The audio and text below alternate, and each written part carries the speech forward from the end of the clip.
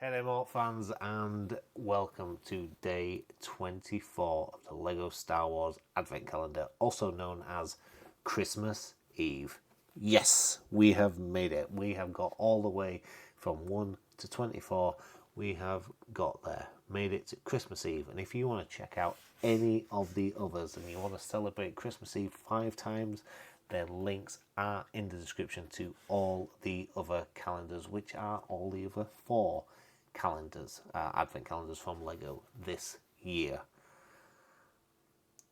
I've been looking forward to this. I hope you've been looking forward to this as well. It's gonna. I know there's part of this is gonna be like, what is going on? Because I don't know what's gonna be. I know what's in 24. I know exactly what it is. I don't know what the name of it is though, which is a shame. But never mind that. We have had a great time so far, so let's see what is in day 24.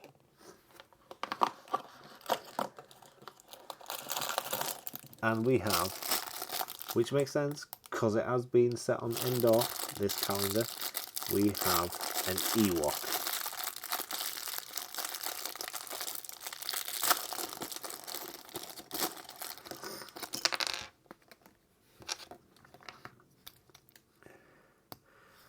So, a pretty plain white body, and then everything is going on with the hood.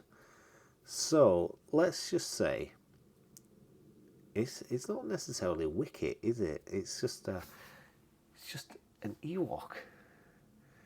But we have got Princess Leia, so we are going to say this is Wicket, but coloured as a snowman, and with a, well, not quite a Christmas jumper on it, it's a Christmas hood with the traditional knitted style like the Emperor as wearing the pattern, with snow and a Christmas tree. Is there anything on the back?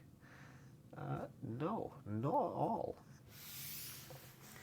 So I'm going to say that this is Wicket, just coloured differently. There are other Ewoks, I know that, but I can't remember the names of all of them and what colours they are. There's, wait a minute, is it Pablu and Chief Chirper and, oh, what's the other one called? Well, there's more than 3, 4.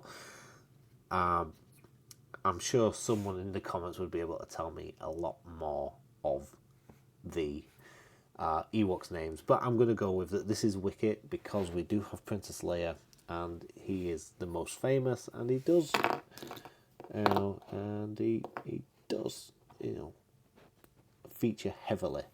Also played by Warwick Davis, so we've got to go for all that. So it's quite a cool minifigure. I don't have many Ewoks, so to get a special Ewok is quite cool. And we did get this model yesterday, and this is representing the flying machines that the Ewoks have. When I figure out how to get him to cling on to it, so we'll go. Let's go with that. So something like that. So we've got the gliders in there. If you remember from the film, then they glide in and they drop rocks on the stormtroopers' heads. Unfortunately, that is not working. I might have to look into how to get them to stand, to hold that properly. But today we're going to focus on the Ewok, which we already have done. I kind of like it. A bit plain when you take the head off. It is just very, very, very white body, but it's all about that moulded head and the Christmas tree print. And there we have it. That is Lego Star Wars Advent Calendar, all laid out as it is. And it was quite a while ago, a few days ago, when I actually just moved things around, because I figured it out on day 13 that this was an Advent Calendar of 2 halves, and it definitely was, because we had seen the scene and it was Endor, and we wasn't getting anything really Endor related. It was all other films and kind of episode 1, 2, 3, and whatever this minifigure's from, no idea. Well, I say episode 3, it was episode 1 and 2, and, The Mandalorian. You got the ship from The Mandalorian. And then as soon as Day 13 came out, which was the Imperial Shuttle, and then Day 14, whatever Day 14 was, yeah, and then Princess Leia, I said, it's going to be all Battle of Endor related stuff after that. And it's good to say that I was right.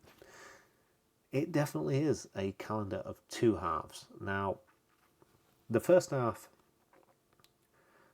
some of it I couldn't tell you what it is. Like this was a disappointing thing. I don't know who this minifigure is, but they are in a sleigh. I don't know what the robot is, but it is in now coloured in traditional Santa colours, which is the red and white, and I like the addition of the black boots as well. And you get the sack.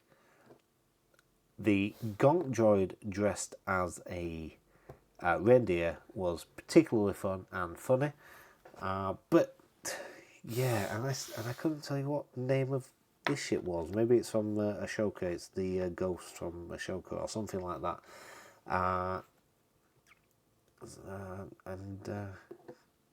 So these are the things that I didn't know what they were here. So I didn't know what these were at all. I know what these are, but I couldn't tell you what they're called. Oh, no. I know what these two are, but I couldn't tell you what they're called. And this is one of the tanks, and this is in episode 2, the Battle of Geonosis. Really cool machines that have these massive volleys of missiles that come out of these things at the top. This is obviously a battle droid and a stat from episode 1. You've got each clone troopers and a little platform for him to stand to keep his aim steady.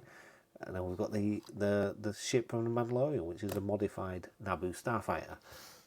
Now that's the lesser of the two halves of this calendar. You got the Gonk droid as well. I think that was day 12, was it? Where's... Just looking. Yeah, that was day 12. So that signified the end of the muddle of this calendar. Then we got to the meat and veg of this calendar, which is the better half of the calendar because it is following the theme of the actual scene. Cool stuff like the Ewok village, the Imperial Shuttle. Get rid of that. You got a good selection of minifigures. Emperor Palpatine. You got the fun ones, which is Emperor Palpatine and Wicket in their Christmas attire. You got an actual proper minifigure, Princess Leia in Endor fatigues. So great minifigures overall. Mostly good builds. The Imperial Shuttle was really good, and so was the throne, Emperor's throne, and I think this really works really well at the micro scale. The Star Destroyer, and so does the speeder bike. Things that don't work so well are the bunker. It's not locked in enough.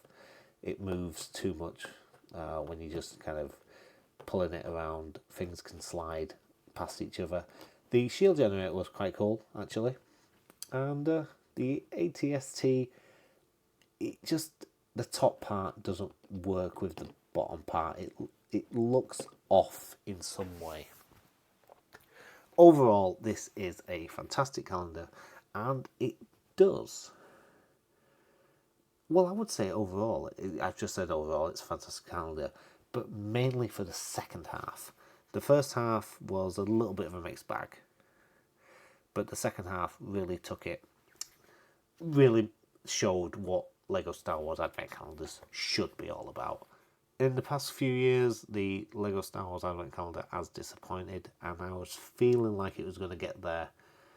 From the first half of the calendar, disappointed, a couple of good bits. But second half of the calendar, like I've already said, really kicked it into high gear.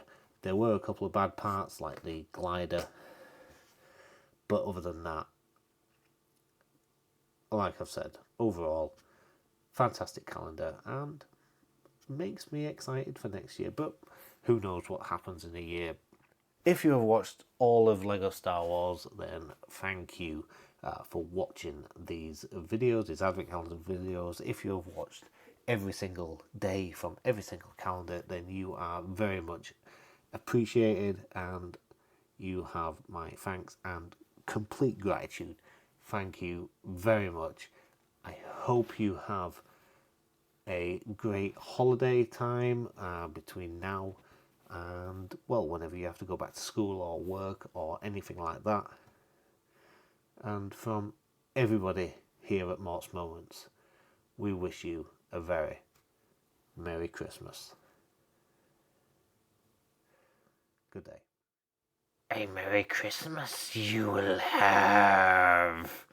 Ha ha ha ha ha.